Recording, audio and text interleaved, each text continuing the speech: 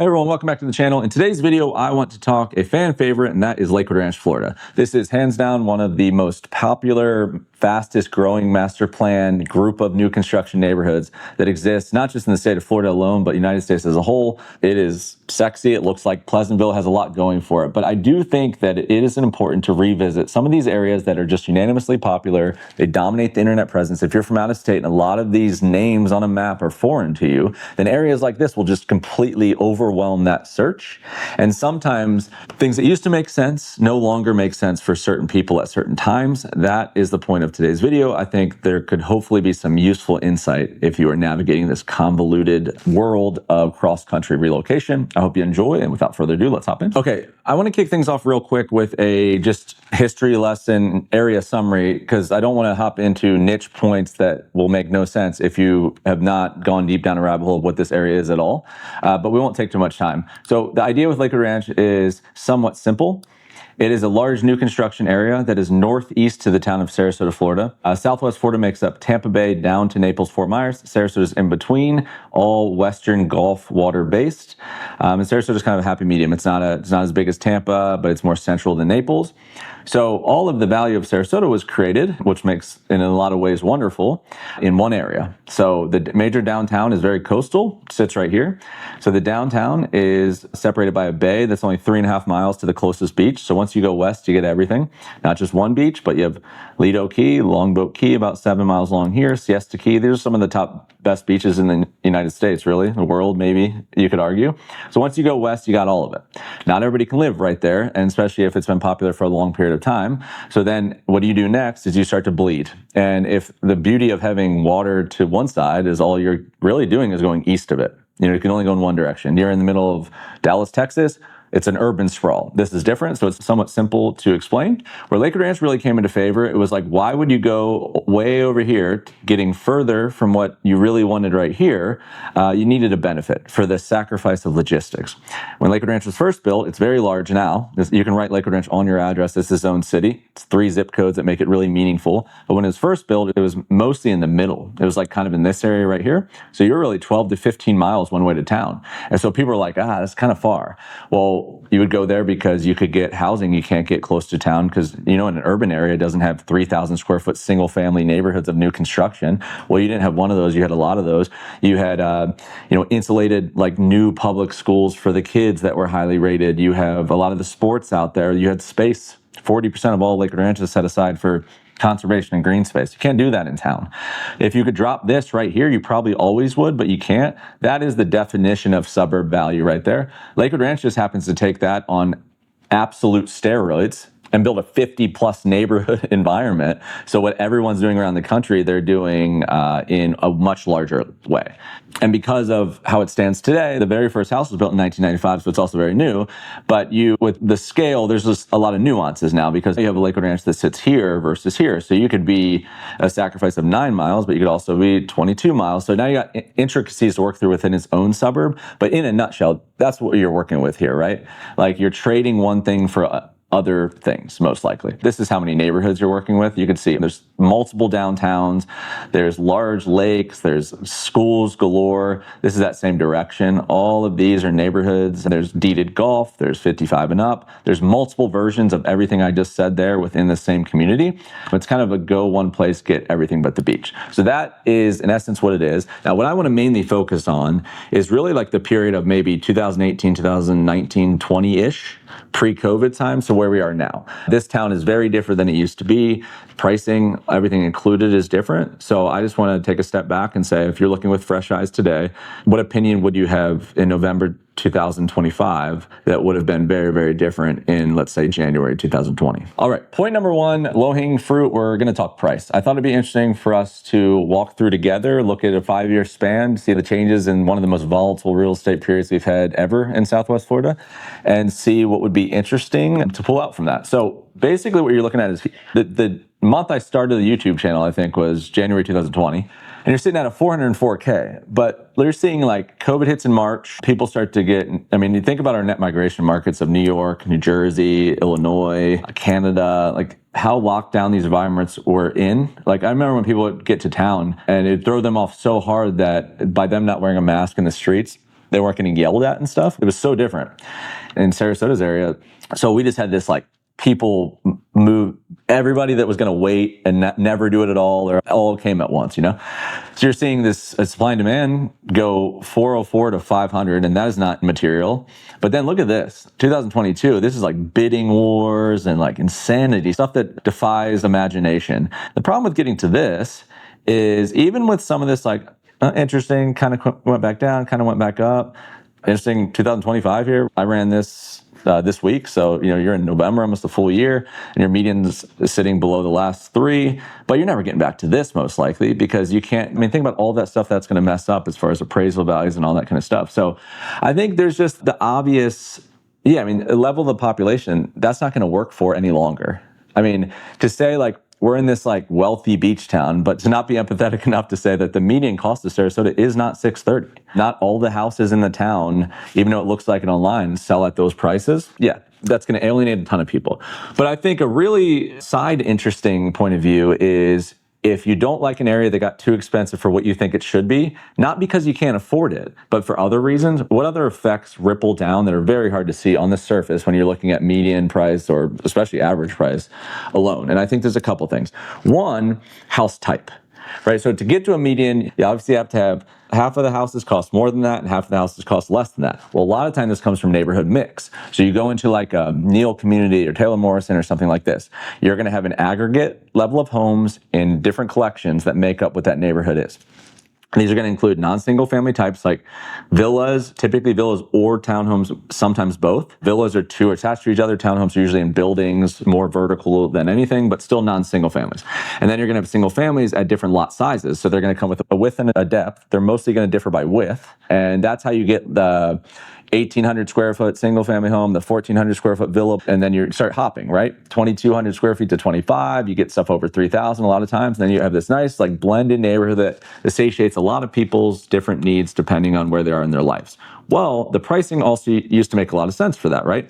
If your villa costs this, the single family right next to it has to be more expensive typically, right? Because the value of it not being attached for resale and all the reasons or the size or whatever it may be, typically is going to make it cost more. The bigger lot for the house above that single family is going to cost more, and kind of get the point here. But we used to have the villa, non-single family stuff sit in like the 200s. Some of the condos were high 100s.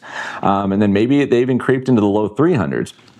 Well, when the villa that used to cost $360 starts selling at $500 in 2022, what do you think happens to the single families, right? So you have villas that used to be priced and sized for a certain demographic on purpose. You know, it wasn't just affordability, it was for life. Like where people were in their lives, they needed that level of size, or they didn't need a larger size than that. Well, if the villa goes to 5 because of supply and demand and if you can situation with builders, then it forces single families and other things to go up as well, which then makes it where you start to lose sight of that doesn't make sense, right? Like these are too expensive for what I was buying them for, whether it was investment or homestead. 2, it alienates entry point. So we can say median all we want here, but if you went shopped realistically today, what is your entry point into Lakewood Ranch as a single family average of a home type? It's no longer what it used to be, right? So if that's where you start, where do you finish? I think house size becomes odd, right? Like when these things are done perfectly, it kind of makes sense for who would live there. So like, I always think about this with like 2,200 square foot house, because Florida is the land of single story, 3-bedroom, 2.5 with a den, because that's going to be the average population in these kind of retirement towns, even if you're an empty nester. But there's a lot of the collections sit in this like 21 to 2,200 square feet range. And then the jump from that is to that 200, something like that, right? Well, I only have 2 kids. I have 2 young kids, me and my wife, 2 kids, that's it, right? A lot of people around me have 3 kids, 4 kids, but even with 2 kids, I mean, the 2,200 square foot house wasn't really sold in a lot of these neighborhoods for me. It was sold for empty nesters. It was less size because you don't need the basement any longer. You don't have all these people here. 3 bedrooms, 2.5 bed. The way they were laid out, it kind of worked. Well, if 2,200 square feet costs $1 million, then what that makes it is the house that could fit most families or any other model outside of that forced into costing way more than that, which at the end of the day, when you step back, you're like, how many different people could live in these home sizes the way they're priced in the areas they're priced? 5 years ago, it made a lot more sense than I think it does today. And because of the rapid pace at which they increased and expanded was due to supply and demand, not necessarily, and not completely unrelated, but not necessarily due to the demographics of the market telling you that they wanted something different than exists today. It was just, if 20 people come and look at one house, then someone's buying that house, and it's going to be priced according to the scarcity of all of it. So I think that's not nothing. And then one more I'll just throw in the end, I think, is, again, builder mix, right? I'd be looking at this and saying, which I've gone in and out of my own personal homes buying in Lakewood Ranch, of saying, when things in my budget used to be in the bracket below my budget, I don't know if I want to spend that same amount of money, even if I have it, on a builder that I think doesn't give me what I should get at that price point, whether that's custom options, appliance flexibility, the lot size that comes with that cost. And I think there's a lot of people falling into that mix too, where you would have gotten a certain level home in 2020 at a certain price point. And now, because all the things are more expensive, you've completely changed the type and quality and the level at which a builder stands at your budget that did not change. And I think the mix of all of this is what's causing potential issues in this kind of market right now. All right, number 2 on my list is the idea of the trade-off that comes with rapid development of any town and the new features that come within that infrastructure. Oh, and by the way, real quick, if you guys haven't already, the first link in the description box below, I have a link to our every 14-day kind of manifesto email report. So we send it out twice a month, and it looks like this. And basically, this is going to get into all these areas that we can't get into these long-form evergreen videos about singular topics. But we're able to do cool stuff like the last month, if you didn't get it, it was only a few days ago, I hand-selected what I deemed to be the most attractive new construction quick move-in homes within. So these are pre-permitted homes that you can move into a little quicker, that a builder will sell you. And they could be a month away, they could already be ready, they could be 5 months away, but quicker than a normal build. And it's just convoluted. They're very hard to find on the internet. Most of it's not in real time. There's no list of them. And then you're like, what's the value, right? So I tried to do that in here, so near schools, under, pool under $1 million and stuff like that. One of the big things I like is if you're looking at a certain neighborhood, what else should you look at? Like, you're always going to have that in your mind, area, neighborhood, whatever. So I did a this or that section. We had an off-market special in this one of an old client friend of mine, and then just a brain dump of anything interesting. So I think it's one of the best things we put out. No spam at all. It's literally every 14 days on average. We'll send this one email out. It's different every single time. So check that out. Description box below, the very first link, and let's continue. So I wanted to walk through this map pretty briefly here. So what you basically, this is all this stuff going on today with Lakewood Ranch. But even like 3-4 years ago, it was very, very different. So what you had in essence is the original section that was built was kind of right here. Summerfield was the very first community built in 95. And then like a little bit after year 2000, 2005, you had a lot of these people hop up here. Maybe it was a starter house, and you hop into this family district. Lakewood Ranch High School's up here. You have Golet Elementary, you have Mona Middle, super kid friendly. You had one of the first deeded golf communities come here after the private golf club, Country Club West. And so you had a bunch of that. And then all the relocation people would also go into here because when they're looking online, this stuff was already sold out. So this is the new construction stuff. And then like in the 2020, 21, if you would have came into town, the real kind of belle of the ball this was the next district where they're replicating this district. Because again, a lot of this stuff was at the end of phase. And then they're like, where do we go next? They move over here. But even 3 years ago, it did not look anything like this. Because what you had a very brand new Lorraine Lakes, Sapphire Point, which is Pulte. You had Esplanade Azario, which was the Esplanade Golf and Country Club at Taylor Morrison. It's an 18-hole deeded, wonderful, lovely Taylor Morrison neighborhood. That when that sold out, they went to here next. Star Farms didn't exist. Sweetwater, Crestwin was very new, 55 and up community. Solera with D.R. Horton was kind of this like niche. It was, I think at one point, the most affordable new construction community you could buy in total cost to ownership that existed, but it was a small D.R. Horton project. No Star Farms at all, no Palm Grove, none of this existed at all. And Polar Run was towards the end. Lakewood National was Lennar deeded golf. So you had 3 or 4 communities, but they were peacocks, right? Lennar, which is one of the biggest inventory spec builders, so no custom options, nothing like that. You had a Taylor Morrison that was like a bougie golf thing. None of this, really, you had 55 and up. So you can see if you went to this even one district, I don't even know if 2 of the neighborhoods you would have compared to each other. So what you were doing then, people are shopping new construction versus new construction. So if this is sold out, you come up here and maybe you're targeting one neighborhood because there's 5, but there's not 5 that are equal to each other. They were looking at the one they liked here, versus the very, very new district of Waterside, which only had 3 total neighborhoods, which were also peacocks. Now there's several, right? So you have 1, 2, 3, I mean, I think there's over 10 technically that fit inside Waterside. But at the time when this discussion was relevant in 2020, 2021, all you did was have Shoreview, which is like 250 Pulte homes. And they were expensive Pulte homes because it was the biggest lake that existed there. You had Lake House Cove, which was like the neighbor option against it, which was Homes by Town, which now builds Shellstone over here. It's kind of like a Toll Brothers. It's really close to custom without being custom. It's like a semi-custom guy. And they gave you some really elegant floor plans. And then there was custom builders that jumped in there as well. And then beyond them, you had Windward, which is right here. And that was Neil Communities. So Neil built Indigo up here. And then they were down here, and that was just like nice, normal neighborhood because this was kind of expensive. It was more on the luxury side. And then Shoreview was beautiful, but it was like typically Pulte homes didn't cost that. So it was the land and the access and all that kind of stuff.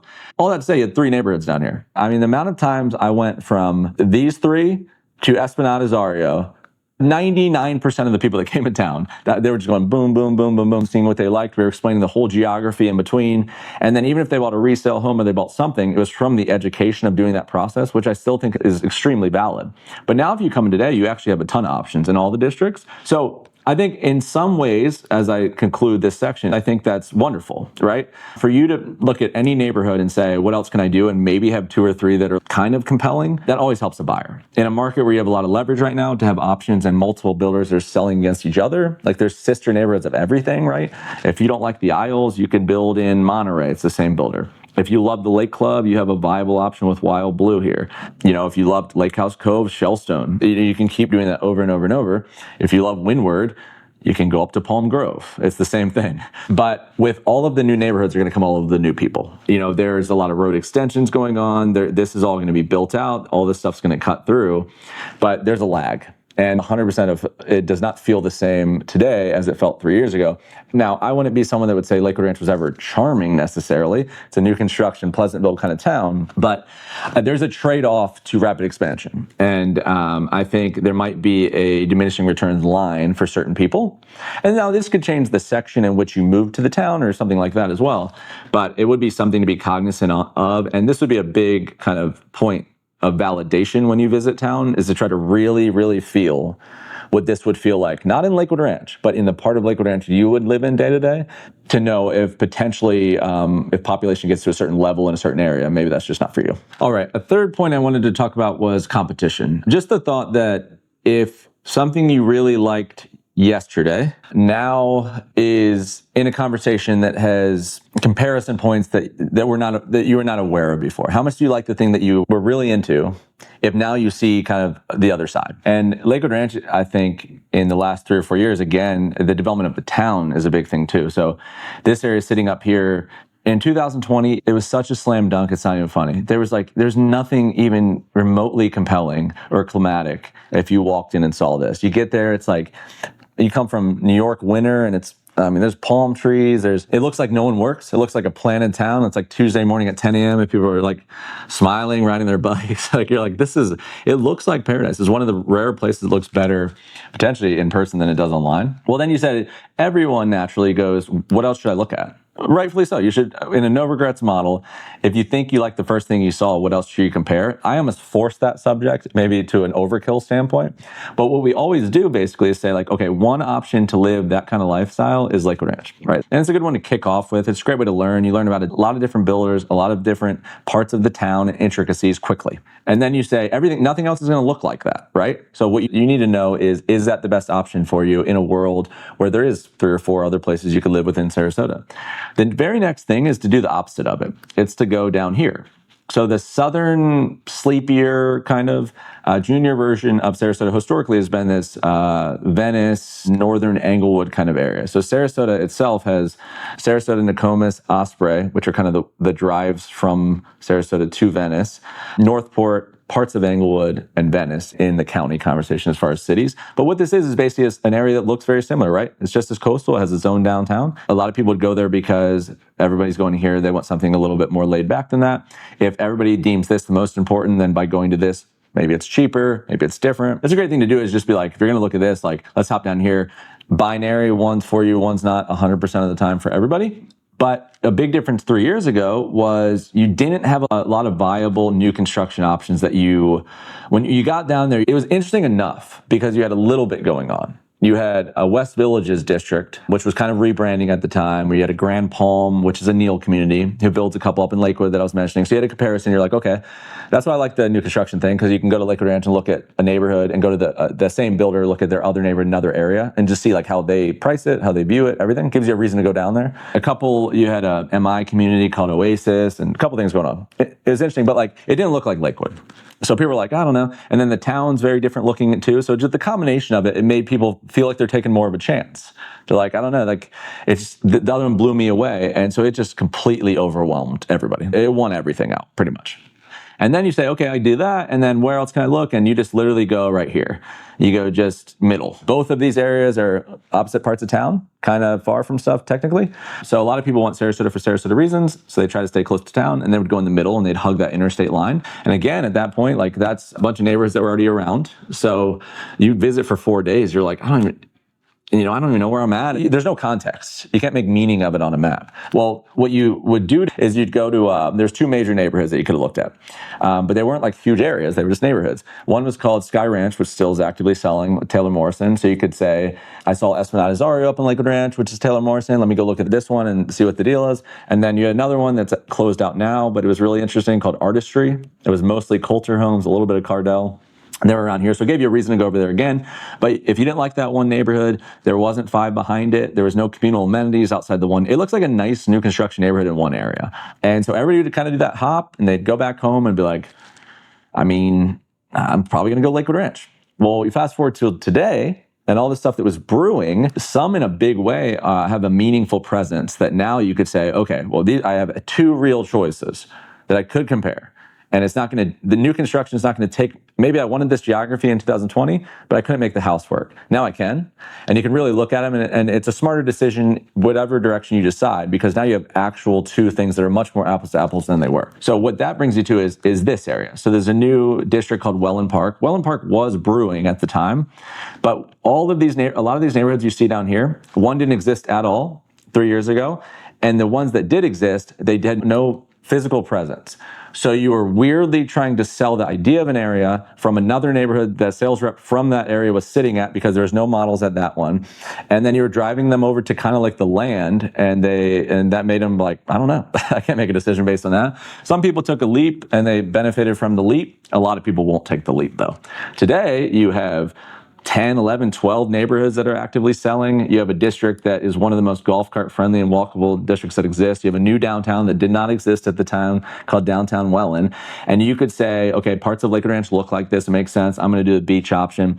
You can shop builders pricing in Lakewood Ranch versus builders pricing in Venice. So it makes a lot of what that did was it cannibalized people that would have 100% ended up in Lakewood Ranch if Wellen Park didn't exist. And I think that's where it comes into this kind of subject matter. And then even in the central part of Sarasota, we've heard much development discussion around not only roads cutting through to make it more feasible to go back and forth. So you could live in central Sarasota here and use Lakewood Ranch's amenities like Waterside, the public stuff. But we've also heard 3H Ranch, Hi Hat Ranch. We've heard like these 5,000, 6,000 home, multiple neighborhood master plan things coming, which is what they've always done. So people can kind of envision it now. That's probably a little bit out in the future, but at the very minimum right now, Sky Ranch has doubled the size. They've launched the townhome product. They're going to be 3,000 homes. You have a new innovative area up here that's a couple miles from the beach called Seaflower. With all this new construction here now, it re-upped the value of neighborhoods that were weird with nothing in between them. So you had Beach Walk by Minnesota Key, 2.5 miles of the beach one way, which is very rare. Imagine what that would feel like from someone out of town to drive to. They'd be like, absolutely not. It's completely BFE. You build an entire town around it, and then you step back and you say, oh, how is that different? So it reinvented people's interest in areas that were very hard to sell back in the day. Even with Lakewood Ranch's hyperdevelopment, now you have many more options for consumers to look at in a really competitive buyer leverage market. And I think, again, that's going to take out a decent percentage of people that would have done something if they had no options. All right. And as we conclude here, I think we should talk about the future. What does it hold, and what do we do now? Like, great information, negative, positive, one way or another. hopefully there was some insight there, but I think more importantly, like where is it going next would be useful if you haven't bought yet, especially. So a couple things. I think not to go with like a beggars can't be choosers argument, which I don't think is fair. I think there is a point that Sarasota is still Sarasota. I think as long as, at least in my point of view, from a net migration standpoint, for most of the states that find it attractive to move to Florida, the options of what they could do outside of that, I find so anticlimactic. And then even within Florida, I find it much more niche and risky to move to other parts of Florida versus Southwest Florida. And then Sarasota being, what is Sarasota to Southwest Florida? For all those reasons, I think for market, good, bad, anywhere in between, there's going to be a surplus of people in a net migration standpoint that will go into the area, and the need has to be satiated in some capacity. Because a lot of the reason that people are moving is just the life. Like they hit the point in their life when COVID made it weird. People move for reasons that they probably wouldn't have, or they moved 5 years earlier than they should have. But other than that, like you're going to age out of the state you live in a lot of cases. And so interest rates being a point higher than they should be, I don't know if it's going to be your deciding factor on leaving New York. I think it's fleeing as much as it's coming. So as long as that happens, they're building a lot of houses to satiate that need. Because one, people aren't that interested in the resale stuff. The remodel market, people are finding very not sexy. And then even like people listing their homes, I think they're trying to still get like old school pricing for it. So it's not that people aren't coming, they're just buying the new construction instead. So inventory is up on resale and they're still buying this other stuff that doesn't affect the inventory number in a macro sense. So it kind of like dilutes the analytics here when you're looking at it. So I think that's a big part of it. Affordable housing, all that kind of stuff, they're really trying to fix with new construction homes. So in a world that happens, I think a lot of stuff ends up not making sense, right? They're going to build more homes in the areas that they can. And there's not always this big intentional plan that this is like, when you look at it and you're like, well, there's got to be a good reason they went here. I mean, it could just be because more people went there and they're trying to sell them homes. The benefit of where we are right now on top of all of that, if you have all this new information, it's confusing, is you have time and you can be poised. And you have more time to work through this information. I think geography is always king. So I would work back from, you got to really understand what you think the value of the town is. And if you get granular about that, then everything ripples from that, regardless of what anyone says. And then if you use what these guys are doing and with their pricing in different areas they go, it's a fantastic way to get clarity. Another thing I've been kind of ruminating on is related to pricing, and we'll stay on the new construction kind of drum here, is what I'm seeing and guessing is going to continue to happen at scale is that the effect on like the median price, the effect on this stuff getting cheaper, if you just looked at one number, I don't know if it's going to come necessarily as much from stuff that you could have bought at this price that now they've discounted so much. In an interim, yes, but it's not really stuff that already existed that's going to be a lot cheaper. They're going to change the way they build it and what it costs for them to build in order to pass through what it costs for them to sell it.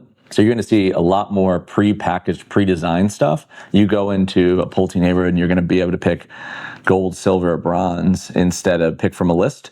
I mean, granted, it's a lot of what people already want, but it's a control of materials, it's control of cost, allows for them to forecast all kinds of things that they couldn't have, and it should make everything a little cheaper. I think they're going to go more no frills with floor plans in general, both in the amount of them they offer and what they do with them. And so just one thing to be cognizant of is it's going to look like prices are cheaper, but there's going to be a lot of building that's happening in a way that might take you out of the game. There's going to be people that used to do stuff you liked that are no longer and going to take away options that you might have wanted. And I'm seeing a big push that's pretty like symmetry based across the industry in these builders that are large national guys that aren't custom builders doing that kind of stuff to get a hold of what happens next. So another hedge I have is that when you look at the idea, which I've already explained in this video, that Venice was always viewed as kind of like a junior Sarasota, it's really getting its own footing, it's standing alone. It's not just like this older retirement village as much as it's like a thriving area that people want to raise their kids. Schools are great. They're building state-of-the-art high school right inside that new master plan area. But the location as it being a sacrifice to Sarasota, still being very much in the minds of people that grew up here. What I think it's also going to do beyond just, in essence, I think it's going to be its own choice. I think right now people are going, they're shopping Sarasota, especially if you're unfamiliar with the area. And then you find out that Venice is an element of that, Lakewood Ranch is within that and all that kind of stuff. I think that Venice is going to be shopped as Venice. And I think where that becomes more interesting is, one, if you don't view it being an offshoot of its own thing, you look at the whole thing different. If Sarasota didn't exist above it, and you were just saying like, what is this? You're like, oh, it's a very coastal area. It sits central to Naples, Fort Myers, and Tampa. There's 2 airports within an hour and a half. It has a downtown that's not even a Barrier Island base. So it's very difficult at the shape of this land to get far from the water. If you're anywhere in it, you're kind of close, 18 minutes or less to 4 different beaches. You wouldn't look at it like those beaches aren't the Sarasota beaches, or that downtown's not the, you know what I'm saying?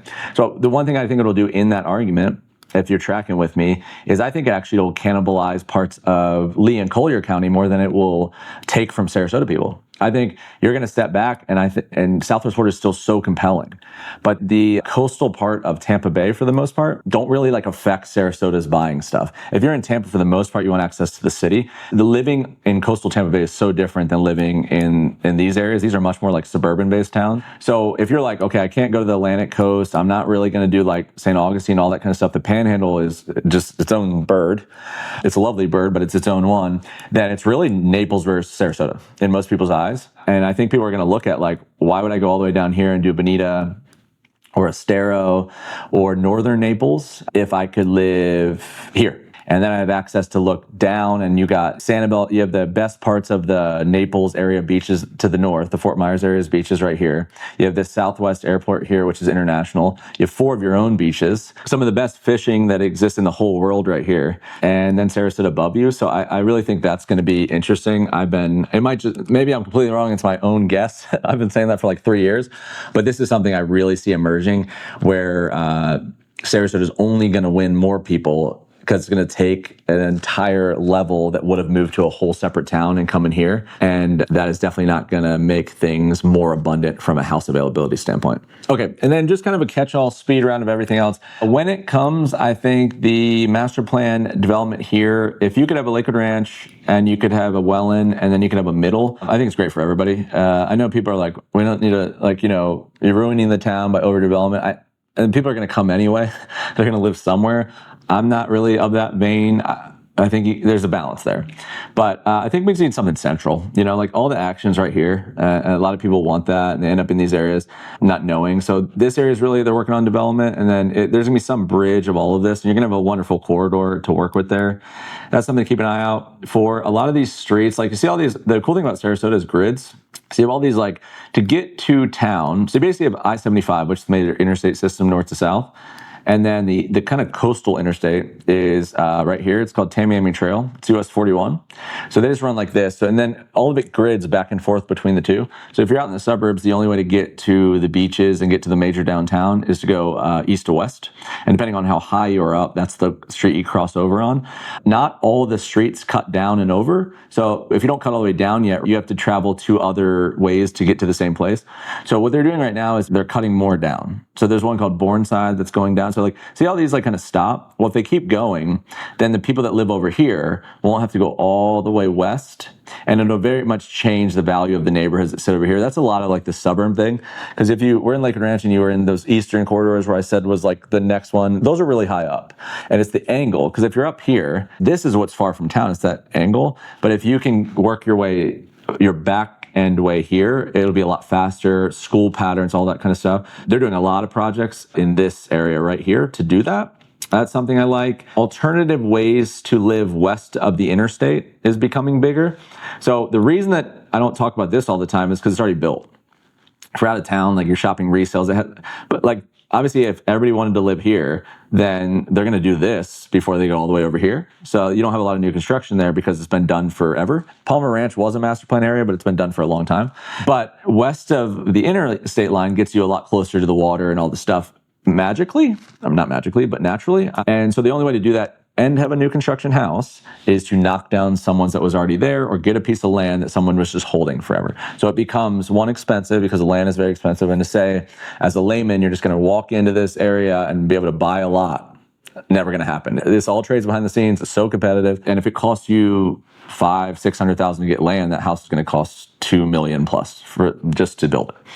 So That's hard for most people. So then if you're like, okay, so then I have no option, well, what's popping up is urban infill cul-de-sacs.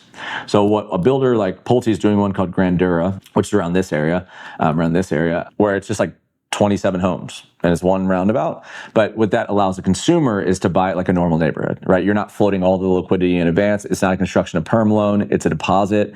It doesn't affect your debt to income ratio until it's complete. They have models that you could pick from. It just, it might not be the ideal house for you, but it allows you to have a template to do it with. There's another couple that, so that's one example. The Fox Trace is another example that's in the Fruitville area that did that, over here by Fruitville Commons. Another one's called Stony Brook 3, that's in Palmer Ranch. A builder called Sam Rogers, which is a boutique custom builder that's been in Sarasota forever. They were able to get like 26, 27 homes in the back of an existing neighborhood. So you had a neighborhood that if it was brand new today, you might have chose it because it's in a great area, where now you can go in and do a new construction home and live in that same geography. They're doing another one up by below Lakewood Ranch called Arbor Lakes Preserve, very similar. So you're seeing that more pop up. Seaflower, which I mentioned before. So the idea that not everybody wants to live all the way east for all the master plan Pleasantville stuff. Some people might want a new construction home in a nice area and not be way east. You're going to see a lot more of that too. I think that probably wraps up anything I can think of for this exhaustive take on Lakewood Ranch's value. I hope you found it useful, and let's wrap up. All right, folks, that's a wrap for today's take on Lakewood Ranch, Florida. I really hope you enjoyed it. My name's Adam Hancock. If you did, please consider subscribing to this channel here. Just the best way to see what's coming next. We're going to go most Sunday, Monday, Wednesdays, 4 p.m. Central, 5 p.m. Eastern for the balance of the year. And subscribing is how you get in the know. I had mentioned that email report every 14 days, manifesto. First link in the description box below. Check that out if you deem that important to you. Beyond that, of course, if we can assist you physically in the Southwest Florida real estate market at all, please consider reaching out. We can even explain to you what the process is, because I know YouTube's a little weird and I don't say this stuff a lot. So I think some people maybe even think I just do YouTube for fun. But what the goal is I own a boutique real estate brokerage called the Sunshine State Company, and it's a extension. It's a handoff of a baton. I think the best way to relocate across the country is to overload with education before you visit. You need context. You got to take a lot of information, make it small. You need to create theses around like what you think you might like. You need enough information to be dangerous. And then you take that, you come to town, and you try to validate it. The way you walk around the town, if all of this is already in your head, is completely different. And that's what you need to do. If you're only in town for a couple of days, it's fun to tour model homes, but to say that you're going to be able to leave with enough information to make a meaningful decision is really tricky. And so this not only avoids you coming down 50 times, I just think it's a smarter way to go. I think this stuff is simple. I think it's like a couple efficient steps versus a long form normal real estate process. My organization is built to do that. My team tours you under my personal guidance when you arrive to town. That's all they're doing. And then we do all the normal real estate stuff on the back end, all the contracts, all the negotiation. We have a lot of leverage with the new construction community, especially because of the density at which we're doing this. And we just have a lot of examples. The thing is we're 99% out of state, out of country. What's the chances what you're trying to do now, we haven't done 50 times, we're doing it right now? I think what the model does, not to be a braggadocious thing as much as it's all the examples of what we've done with other people, help the people that haven't done the thing yet. Not only in leverage, but in going about it, everything. So please consider reaching out. I think you'll see that if you can call, email, text, whatever you want to do.